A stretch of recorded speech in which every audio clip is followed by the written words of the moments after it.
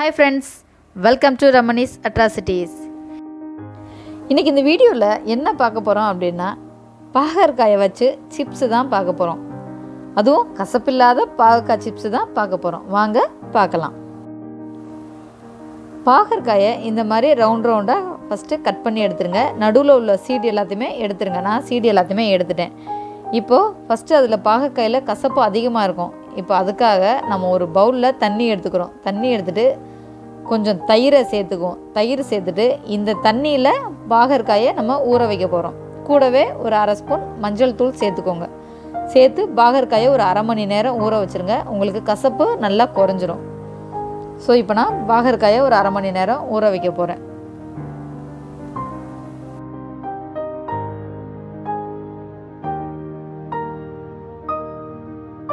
தயிர் தண்ணி எல்லாமே கலந்து பாகற்காயும் நம்ம ஊற வச்சுருந்தோம். இப்போ ஒரு அரை மணி நேரம் ஆச்சு. இப்போ தண்ணியை நல்லா இருத்துட்டு பாகற்காயை மட்டும் எடுத்துக்குவோம்.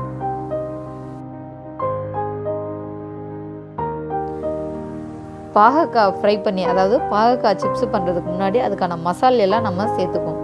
இப்போ நான் எடுத்துருக்கிற பாவக்காய் எவ்வளோன்னு பார்த்தா ஒரு 1/4 கிலோ கிட்ட எடுத்திருக்கேன். ஸோ அதுக்கு வந்து 2 ஸ்பூன் கடலை மாவு, 1 ஸ்பூன் கார்ன்ஃப்ளவர் மாவு. கார்ன்ஃப்ளவர் மாவு இருந்தால் சேர்த்துக்கோங்க, இல்லைன்னா அது ஆப்ஷனல் தான், விட்டுருங்க. 2 ஸ்பூன் அரிசி மாவு சேர்த்துக்கோங்க. தேவையான அளவு உப்பு சேர்த்துக்கோங்க. 1.5லேருந்து 2 ஸ்பூன் மிளகாத்தூள் சேர்த்துக்கோங்க. உங்களுக்கு தேவையான அளவு காரத்துக்கு சேர்த்துக்கோங்க. நான் வந்து 2 ஸ்பூன் மிளகாத்தூள் சேர்த்துருக்கேன். நல்லா எல்லாத்தையுமே பிரட்டி விட்டுட்டு தண்ணி தேவைப்பட்டால் தெளித்து லைட்டாக விட்டுருங்க. நல்லா இப்போ மிக்ஸ் பண்ணி எடுத்துக்குவோம்.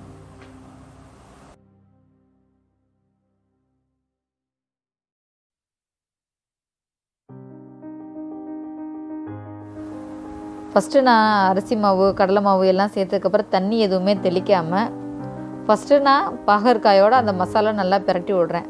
அதுக்கப்புறம் ரொம்ப ட்ரையாக இருக்குதுன்னு தண்ணியை லைட்டாக தெளித்து நான் பிசைஞ்சு எடுத்துக்கிறேன்.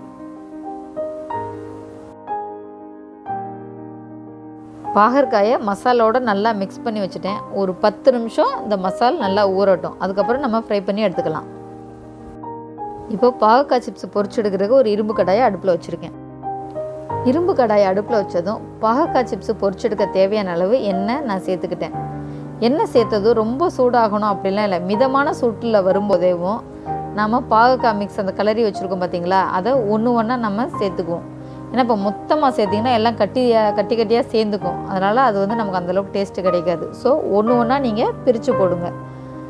இப்போ நான் அந்த மாதிரி ஒன்றா சேர்த்து நல்லா பொரிச்சு எடுத்துக்கிறேன்.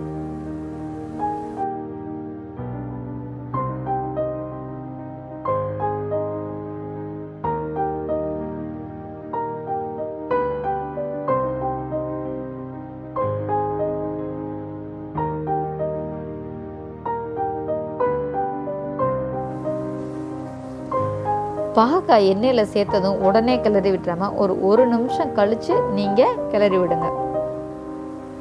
ஹை ஃப்ளேமில் வச்சு நீங்கள் பொரிக்காதீங்க. ஏன்னா ஹை ஃப்ளேமில் வச்சிங்கன்னா உங்களுக்கு ஒரு சட்டுன்னு கலர் மாறிடும். உங்களுக்கு வந்து அந்த டேஸ்ட் வராது. ஸோ முடிஞ்ச அளவுக்கு லோ ஃப்ளேம்லேயே நீங்கள் வச்சு பொரிச்சு எடுங்க. இந்த பாவக்காயை பொரிச்சு எடுக்கிறோம் பார்த்தீங்களா, இதை வந்து நீங்கள் ஒரு டைட்டான மூடி, அதாவது டைட்டான டப்பாவில் போட்டு மூடி வச்சிங்கன்னா குறைஞ்சது ஒரு 10-15 நாள் வரைக்கும் இந்த மொறுமொறுப்பு குறையாமல் சூப்பராக நமக்கு கெடாமல் இந்த பாவக்காய் சிப்ஸு இருக்கும்.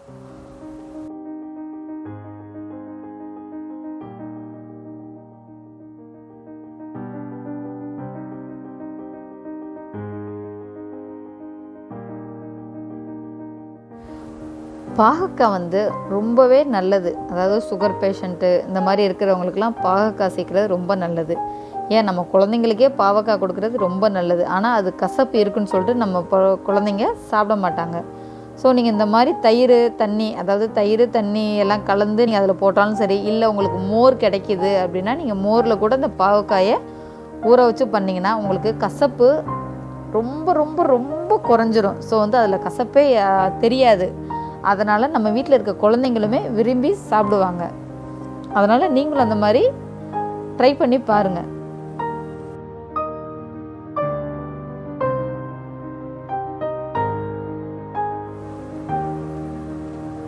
மீடியம் ஃப்ளேம்லேயே வச்சு இந்த பாகற்காயை நல்லா நான் பொரிச்சு எடுத்துட்டேன். பார்த்தீங்களா, நல்ல ஒரு கோல்டன் கலராக 2 பக்கமுமே நல்ல ஒரு கோல்டன் கலராக வந்து பாவக்காய் சிப்ஸு சூப்பராக ரெடி ஆயிடுச்சு. இப்போது மிச்சம் இருக்கிற பாவக்காயும் நான் அந்த மாதிரி ஒன்று ஒன்றா சேர்த்து பொரிச்சு எடுத்துக்க போகிறேன்.